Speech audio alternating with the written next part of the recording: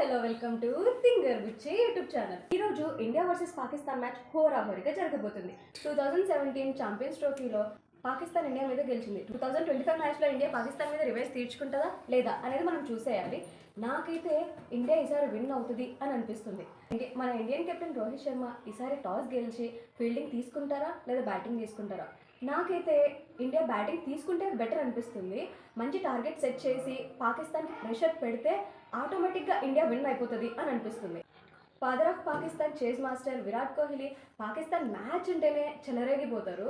ఎప్పట్లాగానే ఈసారి కూడా సెంచరీ కొట్టి దుమ్ము దులుపుతారా లేదా అనేది చూసేయాలి. మన టీంలో మంచి ఆల్రౌండర్స్ ఉన్నారు. హార్దిక్ పాండ్యా, జడేజా, అక్షర్ పటేల్ ఉన్నారు.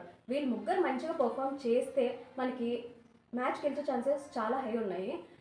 మన బౌలింగ్ డిపార్ట్మెంట్ కొంచెం వీక్ ఉంది. బంగ్లాదేశ్ జరిగిన మ్యాచ్లో హర్షదీప్ సింగ్ని తీసుకోలేదు. ఈసారి హర్షదీప్ని తీసుకుంటే మన టీం బౌలింగ్ చాలా స్ట్రాంగ్గా ఉంటుంది అని అనిపిస్తుంది. ఓపెనర్స్ గిల్ అండ్ రోహిత్ శర్మ మంచిగా పవర్ ప్లేలో స్కోర్ సెట్ చేస్తే ఆటోమేటిక్గా మిడిల్ ఆర్డర్ బ్యాట్స్మెన్స్ మంచిగా రాణించవచ్చు.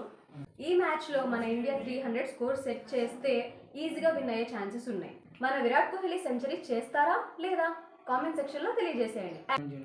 షమి బౌలింగ్లో ఈసారి ఎన్ని వికెట్స్ తీస్తాడో చూసేయాలి. మీరైతే కామెంట్ సెక్షన్లో తెలియజేసేయండి.